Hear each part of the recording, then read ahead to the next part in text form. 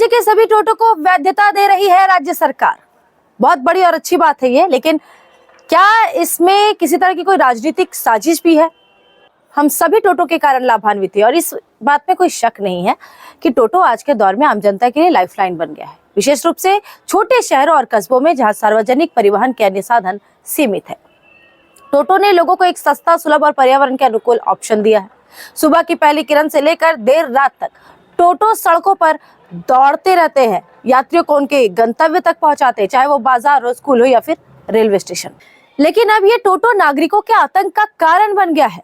हम लोग जो रोज टोटो के जरिए अपने गंतव्य तक पहुंचते हैं, हम ही परेशान हैं इन टोटो की वजह से, और इसका मुख्य कारण है अनियंत्रित विस्तार। आज 2, कल 4, फिर 8, फिर 16, और इसी बढ़ती संख्या को नियंत्रित करने के लिए अवैध को वैध की कैटेगरी में लाने के लिए योजना तैयार की गई है और काम भी लगभग शुरू हो चुका है। ध्यान रहे, मैं यहाँ बात टोटो के लिए कह रही हूँ, ई रिक्शा के लिए नहीं। अब आप पूछेंगे कि दोनों तो एक ही है, फिर मैं ये क्यों कह रही हूँ? जी नहीं, टोटो और ई रिक्शा एक नहीं होते हैं। देखने में एक जैसे होते हैं और इसके बावजूद भी इनमें कई तरह के अंतर होते हैं। गांव से लेकर शहरों तक सड़कों पर अवैध टोटो धड़ल्ले से चल रहे हैं। इन वाहनों की कोई सरकारी वैधता नहीं है। टोटो कुछ जरूरी सामग्री जैसे लोहे की बॉडी और पहिए को जोड़कर बनाए जाते हैं, इन्हें असेंबल कर बनाया जाता है। इनकी सामग्री का परीक्षण भी नहीं किया जाता है। यहाँ तक कि कई बार अलग अलग आकार के टोटो भी देखे जाते हैं जिन्हें किसी लोकल ग्रिल फैक्ट्रीज में बनाया गया हो। इस लिहाज से ई रिक्शा सरकारी मंजूरी से बनाए जाते हैं। ई रिक्शा बनाने में इस्तेमाल होने वाली हर सामग्री का परीक्षण किया जाता है। ई रिक्शा का हर मॉडल सरकारी मान्यता प्राप्त होता है। टोटो और ई रिक्शा के बीच अंतर करने वाले कई सामान्य नियम हैं, जिसमें आईकैट सर्टिफिकेट, चेसिस नंबर और ई रिक्शा के कुछ खास पॉइंट्स शामिल है। तो ध्यान रहे, TTEN यानी टेम्पररी टोटो एनरोलमेंट नंबर सिर्फ अवैध टोटो के लिए है, ना कि ई रिक्शा के लिए, क्योंकि e rickshaw motor vehicles act के तहत रजिस्टर्ड होंगे। टोटो के लिए TTEN 2 साल के लिए वैलिड होगा, जिसके बाद आप टोटो को हटाकर या डिस्ट्रॉय कर ई रिक्शा ले सकते हैं, वो भी रजिस्टर्ड मैन्युफैक्चरर से। TTEN रजिस्ट्रेशन पोर्टल पर रजिस्टर्ड मैन्युफैक्चरर्स की लिस्ट दी गई है, वहां आप जांच कर सकते हैं। अब तक 176 मैन्युफैक्चरर या डीलर यहाँ रजिस्टर्ड है। लेकिन क्यों इतने सारे बाजार में डीलर्स होने के बाद भी ज्यादातर ई रिक्शा पर नंबर प्लेट नहीं है? यहाँ आपको समझाते हैं RTO का खेल। मान लीजिए कि पश्चिम बर्धमान जिले में ई रिक्शा बेचने वाला कोई डीलर RTO ऑफिस में जाता है और TC के लिए अपील करता है। TC यानी ट्रेड सर्टिफिकेट। बिना ट्रेड सर्टिफिकेट के कोई भी डीलर आपको ई रिक्शा के लिए नंबर प्लेट नहीं दे सकता है। तो ट्रेड सर्टिफिकेट के लिए जब वो RTO से संपर्क करता है तो RTO अधिकारी उन्हें विभिन्न तरह के दस्तावेजों का एक लिस्ट थमा देते हैं, जो कि जरूरी भी है। तो जब डॉक्यूमेंट्स की लिस्ट लंबी हो जाती है तो ऐसे में कई सारे डीलर्स होते हैं जो सारे डॉक्यूमेंट सबमिट नहीं कर पाते हैं। यहाँ आपको बता दें कि गवर्नमेंट के पोर्टल पर TC नंबर लेने के लिए फीस है 5,000 रुपए।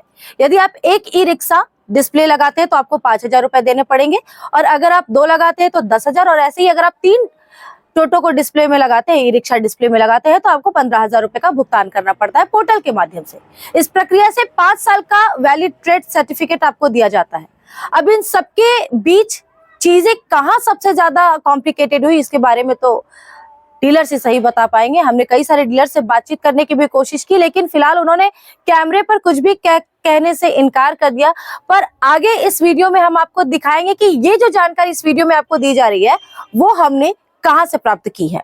अब यहीं से शुरू हो जाता है भ्रष्टाचार का वो खेल जिसकी चपेट में आ जाता है हर वो आम इंसान जो किसी तरह से अपना जीवन यापन कर रहा है, गुजर बसर कर रहा है। कहने का मतलब यह है कि डीलर को ट्रेड सर्टिफिकेट लेने के लिए RTO अधिकारी को टेबल के नीचे से देने पड़ते हैं कम से कम 1 से 1.5 लाख रुपए। कई डीलर्स, कई दुकानदारों को तो 2, 2.5 लाख, 3 लाख, 3.5 लाख तक भी देने को बाध्य किया गया है, और इसके लिए कई डीलर्स का पॉकेट उनका साथ नहीं देता है, और इसी वजह से नहीं दिया जाता है उन्हें ट्रेड सर्टिफिकेट। अब ऐसे में डीलर्स मैन्युफैक्चरर से ई रिक्शा तो ले आता है, लेकिन उसे बिना नंबर प्लेट के बेचने के लिए बाध्य होना पड़ता है, क्योंकि उसके पास ऑथराइजेशन नहीं है, उन्हें ट्रेड सर्टिफिकेट नहीं दिया गया है। अब ऐसे में देखा यह जाता है कि किसी क्षेत्र में यदि 10 डीलर हैं और उनमें से जिनके पास ट्रेड सर्टिफिकेट है वे नंबर प्लेट के साथ ई रिक्शा बेचते हैं, यानी उसे ई रिक्शा का टैक्स, इंश्योरेंस सब कुछ सही होता है, और जिनके पास ट्रेड सर्टिफिकेट नहीं है वो बिना नंबर प्लेट के ही ई रिक्शा बेच देते हैं। और देखा जाए तो खरीदार को भी नंबर प्लेट वाली ई रिक्शा की तुलना में बिना नंबर प्लेट वाली ई रिक्शा के लिए कम पैसे देने पड़ते हैं। कई बार ये भी देखा गया है कि सर्टिफाइड डीलर से ई रिक्शा खरीदने के बावजूद भी नंबर प्लेट नहीं दिया गया। इसके पीछे भी भ्रष्ट अधिकारियों का एक बड़ा खेल है। जानकारी के अनुसार 1 साल के लिए एक ई रिक्शा पर गवर्नमेंट टैक्स लेती है 2,666 रुपए। अब जिसने भी 1.5 लाख रुपए देकर ई रिक्शा खरीदा वो 2,600 रुपए देकर रजिस्ट्रेशन की प्रक्रिया को जरूर पूरा करेगा। लेकिन झोल कहाँ हो रहा है? आपने सरकारी पोर्टल पर 2,600 रुपए का भुगतान तो किया, लेकिन नंबर प्लेट लेने के लिए आपको आरटीओ अधिकारी को लगभग 20,000 रुपए अंडर द टेबल देना पड़ेगा, तभी मिलेगा आपको नंबर प्लेट। एक ही रिक्शा चालक जिसने किसी तरह से जुगाड़ करके कहीं से लोन लेकर, कर्ज लेकर के 1-1.5 लाख रुपए का इंतजाम किया और ई रिक्शा खरीदा, उसके ऊपर 20,000 रुपए का अतिरिक्त बोझ लादना कहां तक सही है? उस ई रिक्शा चालक का पॉकेट साथ नहीं देगा, और ये बातें किसी भी भ्रष्ट अधिकारी को तो समझ नहीं ही आएगी। नतीजा हम सबके सामने है। अनरजिस्टर्ड ई रिक्शा और टोटो की संख्या इतनी ज्यादा बढ़ गई है पूरे बंगाल में, सिर्फ आसनसोल में नहीं, पूरे बंगाल में इतनी ज्यादा बढ़ गई है कि अब इन्हें संभालना मुश्किल हो रहा है। जाम की तो ऐसी विकराल स्थिति बन गई है कि ट्रैफिक विभाग भी अब इसे संभालने में असफल हो रहा है। वैसे भी ट्रैफिक संभालने की पूरी जिम्मेदारी तो सिविक वॉलंटियर्स को दे दी गई है। ट्रैफिक पुलिस की संख्या तो सीमित हो गई है। कुल मिलाकर ये कहा जाए कि सिस्टम का शिकार हुए गरीब लोगों को सिस्टम दिखाकर बेवकूफ बनाया जा रहा है, और कहीं ना कहीं ये कारण है ई रिक्शा चालकों को आरटीओ ऑफिस से शोरूम और शोरूम से आरटीओ ऑफिस के चक्कर लगाने पड़ रहे हैं। यह चक्रव्यूह बुना है भ्रष्ट अधिकारियों ने, जिसमें फंस गया है 2 वक्त की रोटी के जुगाड़ में लगा ई रिक्शा चालक। इस पूरे वीडियो में मैं ये कहीं से नहीं कह रही हूं कि टोटो को रजिस्टर करने के लिए जो कदम सरकार उठा रही है वो गलत है, बल्कि ये तो एक सराहनीय कदम है। जितने भी ई रिक्शा है वो रजिस्टर्ड हो जाएंगे, उनकी मॉनिटरिंग आसान हो जाएगी, और ये भी पता चल जाए कि अवैध को वैध करने के कारण कितने का राजस्व बढ़ा है सरकार में। पर इसकी पहले करनी चाहिए थी, अब तो बात हाथ से निकल चुकी है। डीलर से लेकर ई रिक्शा चालकों की इन परेशानियों को सामने रखा है प्लॉडिट ई रिक्शा फाउंडर प्रियम दास ने, जिन्होंने बांग्ला भाषा में वीडियो के माध्यम से समस्याओं की जानकारी दी है, जिस पर छोटे छोटे व्यवसायी खुलकर नहीं बोल पा रहे थे। और इस वीडियो का लिंक मैंने डिस्क्रिप्शन बॉक्स में दे दिया है, आप जाकर के वीडियो चेक कर सकते हैं। वीडियो के आखिर में मैं आपके सामने एक सवाल छोड़कर जाना चाहती हूँ। क्या सिस्टम ने जानबूझकर टोटो चालकों के लिए ये स्थिति बनाई ताकि समय आने पर इसका फायदा उठाया जा सके? इस वीडियो का एक और भाग जारी किया जाएगा, जिसमें हम बात करेंगे कैसे ई रिक्शा और टोटो चालकों का इस्तेमाल किया जाएगा राजनीति के लिए।